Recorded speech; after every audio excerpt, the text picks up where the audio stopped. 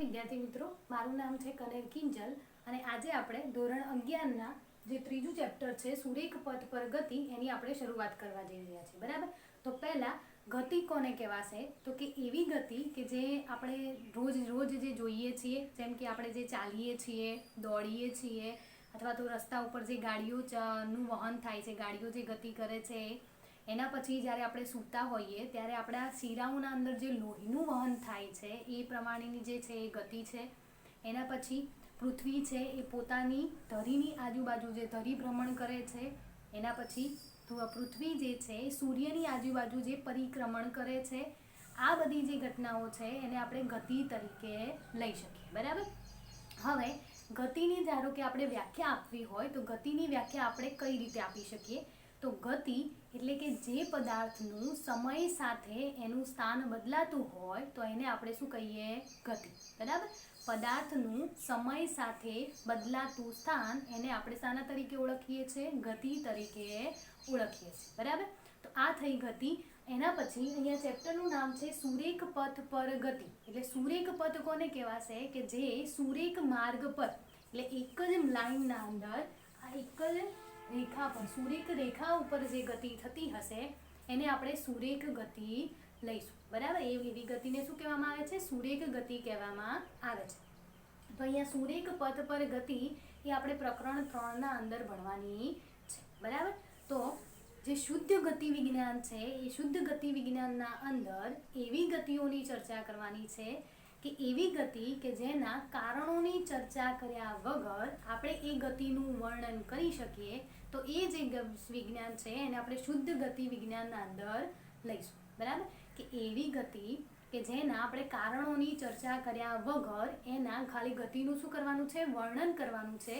તો એ જે ગતિ છે એનો અભ્યાસ એ આપણે શુદ્ધ ગતિ વિજ્ઞાનના અંદર કરવામાં આવે છે. બરાબર. હવે એનો પહેલો જે ટોપિક છે કે એનું સ્થાન. આપણે ગતિ તો કોને લઈએ છીએ? કે સમય સાથે થતો સ્થાનમાં ફેરફાર. તો પહેલાં આપણે સ્થાન સમજીએ કે સ્થાનને આપણે કઈ રીતે દર્શાવીએ. બરાબર. તો એના માટે તમને ખ્યાલ હશે કે 10મા ધોરણના અંદર તમે કોઈ પણનું સ્થાન દર્શાવવા માટે યામ પદ્ધતિનો ઉપયોગ કરતા હતા. અને 10મા સુધી તમે દ્વિપરિમાણીય યામ પદ્ધતિ ભણતા હતા, જેમાં આપણે x યામ અને y યામ આ બે યામોની ચર્ચા કરતા હતા. બરાબર. જેમ કે આપણે અહીંયા કોઈ પદાર્થનું સ્થાન દર્શાવવું હોય તો એને આપણે x અને y એ રીતે દર્શાવતા હતા. બરાબર. પરંતુ જો આપણે એને 3 પરિમાણમાં, જો એક કણની ગતિ આપણે ચર્ચા કરવી હોય તો એને આપણે એક પરિમાણીય યામ પદ્ધતિની જરૂર પડે. જો આપણે બે યામના અંદર ગતિની ચર્ચા કરવી હોય તો આપણે દ્વિપરિમાણીય અથવા ત્રિપરિમાણીય યામ પદ્ધતિની જરૂર પડે છે. બરાબર. તો એના માટે હવે આપણે અહીંયા 2 નહીં પણ કેટલી 3 યામ પદ્ધતિને ધ્યાનમાં લઈશું. તો અહીંયા 3 કઈ યામ પદ્ધતિ? x, y અને z. બરાબર. તો અહીંયા આપણે યામ પદ્ધતિ દોરી દઈએ. અહીંયા છે y અક્ષ, અહીંયા દોરીએ x અક્ષ અને z અક્ષ જે છે એ આ બોર્ડના અંદરથી બહાર નીકળતી બાજુના અંદર z યામ છે. બરાબર. ટોટલ કેટલા યામ છે? 3 યામ છે. x યામ, y યામ અને z યામ છે એ આ બોર્ડમાંથી બહાર નીકળતી બાજુ તરફ તમને z યામ આપેલો છે. બરાબર. હવે આપણે ત્રિપરિમાણના અંદર કોઈ પણ પદાર્થનું સ્થાન દર્શાવવું હોય તો એને આપણે 3 યામ વડે દર્શાવીશું: x, y અને z. બરાબર. આ 3 યામો લઈશું આપણે: x પરનું અંતર, y પરનું અને z પરનું. તો આપણે 3 યામો વડે એને દર્શાવી શકીએ. બરાબર.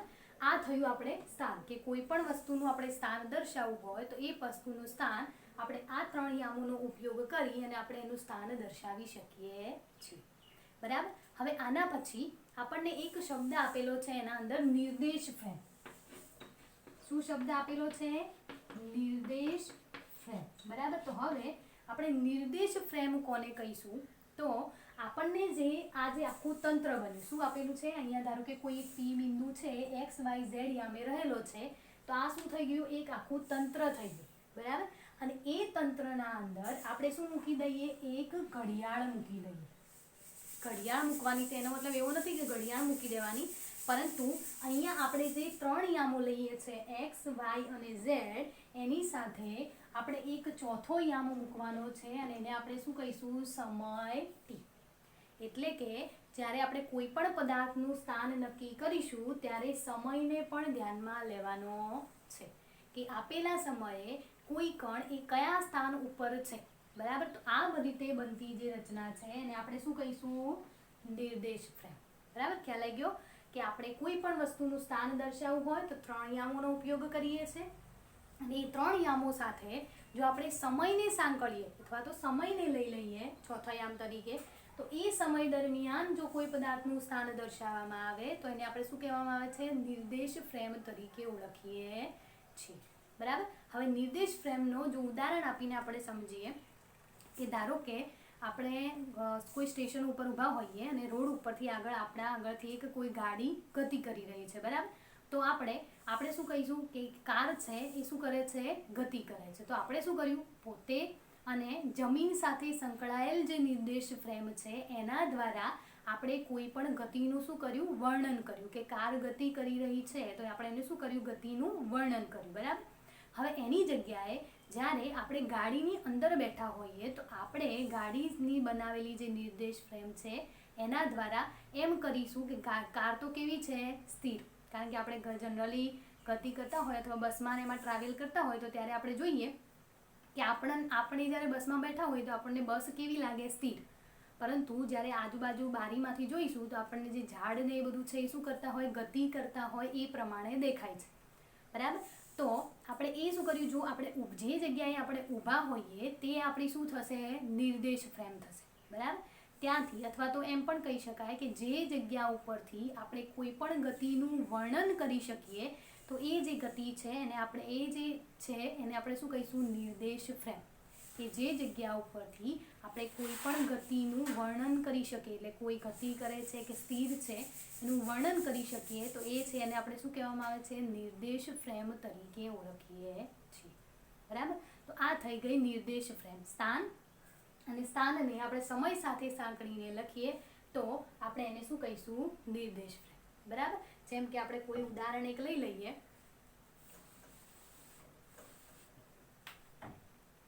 કે જેમ કે અહીંયા તમને આપેલું છે 1, 2 અને 3 અને y આમ આપેલા છે 1, 2 અને 3, બરાબર. તો આપણે અહીંયા કોઈ પદાર્થ છે અહીંયા છે, બરાબર. તો આપણે એનો યામ લખવા હોય તો કઈ રીતે લખીશું? પહેલા x યામ કેટલા છે? 2. y યામ કેટલા છે? 1. z યામ આ બાજુ છે તો એ તો શું થવાના? 0 થવાના, 0, બરાબર. અને એ ધારો કે 1 સેકન્ડે આ જગ્યા ઉપર છે, બરાબર. હવે ત્યાંથી એ પદાર્થ ગતિ કરીને ક્યાં જાય છે? અહીંયા. બીજી સેકન્ડે ક્યાં જાય છે? અહીંયા પહોંચે છે. તો એના યામ શું થશે? x યામ 2, y યામ કેટલા થશે? 2, z યામ 0 અને સેકન્ડ કેટલી આવી? બીજી સેકન્ડે આ પદાર્થ અહીંયાથી ક્યાં જાય છે? અહીંયા જાય છે, બરાબર.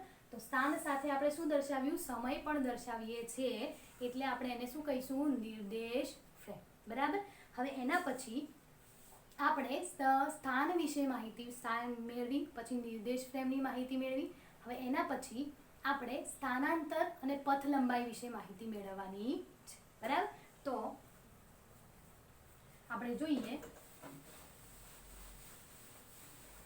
સ્થાન અને નિર્દેશ ફ્રેમ પછી હવે આવે છે અહીંયા પથ લંબાઈ, કે આપણે પથ લંબાઈની ગણતરી કઈ રીતે કરીશું, બરાબર. તો જુઓ,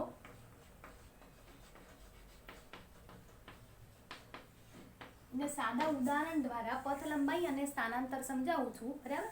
તો અહીંયા આપણે સુરેખ પથ પર ગતિ લેવાની છે તો અહીંયા x અક્ષ ઉપર આપણે કોઈ ગતિ લઈ લઈએ, બરાબર. જેમ કે આપણે એના યામ લખી દઈએ. અહીંયા છે 0, અહીંયા 1, 2, 3, 4 અને અહીંયા લઈએ 5, બરાબર. તો અહીંયા પ્લસ છે તો આ બાજુ શું આવશે? માઇનસ. અહીંયા આવશે -1, -2, બરાબર. આટલા સુધી આપણે રાખીએ. હવે ધારો કે કોઈ કણ છે એ આ O બિંદુ આગળ છે, બરાબર. અને એ ગતિ કરીને અહીંયાથી ક્યાં જાય છે? 5 ઉપર, એટલે એ બિંદુ આગળ જાય છે, કે કોઈ કણ ઓ બિંદુ આગળ છે અને એ ગતિ કરીને ક્યાં જાય છે, એ બિંદુ આગળ જાય છે, બરાબર.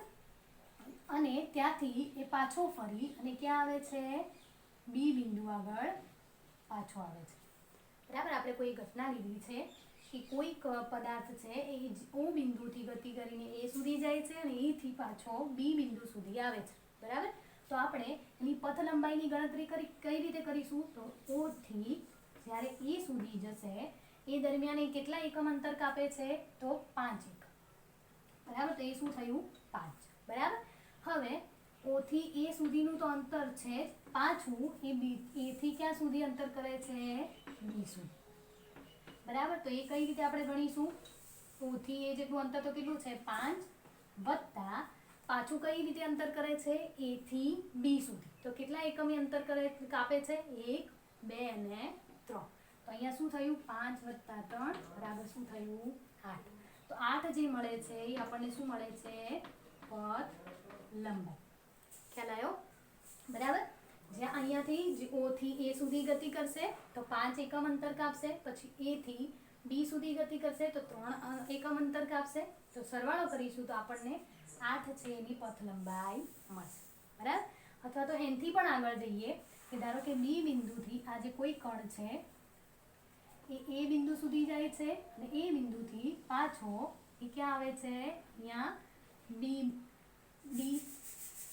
બિંદુ સુધી આવે છે, બરાબર. તો હવે એની ગણતરી કઈ રીતે કરીશું, તો જુઓ, પહેલા ઓ થી એ સુધી અંતરે જાય છે, ઓ થી એ, તો એ કેટલું અંતર એકમ ખસે છે, 5 એકમ. પાછો એ થી ક્યાં આવે છે, ડી સુધી, તો એ કેટલું અંતર કાપે છે, 1, 2, 3, 4, 5, 6 અને 7. તો અહીંયા શું થયું, 5 વત્તા 7 એટલે કેટલા થશે, 12 એકમ જેટલું અંતર કાપે છે, બરાબર. તો અહીંયા આપણને ગોલ આ રીતે પથ લંબાઈ મળશે. અને પથ લંબાઈની વ્યાખ્યા આપવી હોય તો કઈ રીતે આપી શકીએ, કે ધારો કે કોઈ પણ કણે અથવા તો કોઈ પણ પદાર્થે કાપેલ કુલ અંતર, બરાબર, કાપેલ કુલ અંતર જેને આપણે પથ લંબાઈ કહીશું, કે કોઈ પણ પદાર્થે કાપેલ કુલ અંતર જેને આપણે શું કહીશું, પથ લંબાઈ કહીશું, બરાબર. અહીંયા જે પથ લંબાઈ છે એ કેવી રાશિ છે, અદિશ રાશિ છે. અદિશ રાશિ એટલે કે એને ખાલી ફક્ત મૂલ્ય જ હોય છે, એને કોઈ દિશા હોતી નથી, એટલે આપણે એને કેવી રાશિ કહીશું, અદિશ રાશિ કહીશું, બરાબર. તો આ થઈ ગયું પથ લંબાઈ, કે એને કાપેલા કુલ અંતરને આપણે સરવાળો કરીશું તો એ શું મળશે, આપણને એની પથ લંબાઈ મળશે. હવે એ જ રીતે આપણે સ્થાનાંતર જોઈએ, બરાબર. આ જ ઉદાહરણ લઈને આપણે શું જોઈએ, સ્થાનાંતર.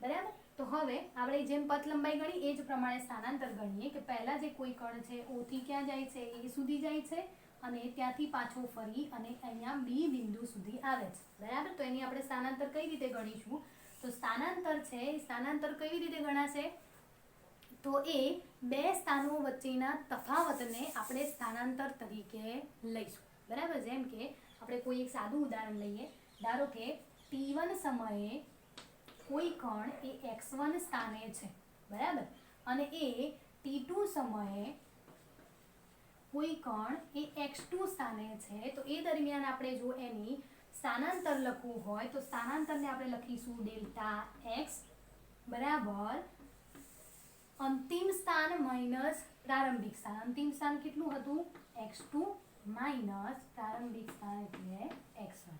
તો આ પ્રમાણે આપણે સ્થાનાંતરનું સૂત્ર આપી શકીએ, કે સ્થાનાંતર જે છે એ આપણે કઈ રીતે ગણીશું, અંતિમ સ્થાન કે જેનું અંતિમ સ્થાન છે માઈનસ પ્રારંભિક સ્થાન કરીશું તો આપણને શું મળશે, સ્થાનાંતર મળી જશે, બરાબર. તો અહીંયા એવી જ રીતે આપણે જો અહીંયા જોઈએ કે પહેલા કોઈ કણ છે ઓ થી ક્યાં જાય છે, એ બિંદુ સુધી, એ થી પાછો ક્યાં આવે છે, બી બિંદુ સુધી. તો આપણે જો એનું સ્થાનાંતર ગણવું હોય તો આ સૂત્રનો ઉપયોગ કરીશું. તો એના અંતિમ સ્થાન કેટલું છે, 2, બરાબર, અહીંયા લખીએ 2 માઈનસ એનું પ્રારંભિક સ્થાન કેટલું છે, 0. તો અહીંયા શું થશે, 0. એનું સ્થાનાંતર શું મળ્યું આપણને, 2. ખ્યાલ આવ્યો. આપણે પથ લંબાઈના અંદર શું કરતા હતા, જેને કાપેલા કુલ અંતરનો સરવાળો કરતા હતા. તો આપણને અહીંયા કેટલો જવાબ મળતો હતો, 8 જેટલો. બરાબર. પરંતુ સ્થાનાંતરના અંદર આ બંને વચ્ચે સ્થાનમાં થતો ફેરફાર કેટલો, અંતિમ સ્થાન માઇનસ પ્રારંભિક સ્થાન કરીશું તો આપણને સ્થાનાંતર મળી જશે. બરાબર. એવી રીતે આ છેલ્લો કિસ્સો જે છે એ આપણે લઈએ કે કોઈ કણ છે તો O થી A સુધી જાય છે અને A થી ક્યાં જાય છે, D બિંદુ સુધી પાછો જાય છે. તો આપણે આ જ સૂત્રના અંદર કઈ રીતે કરી શકીએ, જુઓ. અંતિમ સ્થાન એનું કયું છે, -2. તો અહીંયા શું લખીશું, -2. બરાબર. અને એનું પ્રારંભિક સ્થાન કેટલું છે, 0 જેટલું. તો અહીંયા શું થયું, -0. તો અહીંયા તમે જવાબ શું મળ્યો, -2. બરાબર. ખ્યાલ આવ્યો. આમાં શું કર્યું છે, અંતિમ સ્થાન માઇનસ પ્રારંભિક સ્થાન કરીશું તો આપણને સ્થાનાંતર મળી જશે. જેમ કે આગળના અંદર આપણે કેટલું પથ લંબાઈ કેટલી મળતી હતી, આપણને 12 જેટલી પથ લંબાઈ મળતી હતી. એની જગ્યાએ અહીંયા આપણને કેટલી મળી, -2. અહીંયા માઇનસ જે ચિહ્ન આવે છે એ માઇનસ ચિહ્ન એ સ્થાનાંતરની દિશાનું સૂચન કરે છે.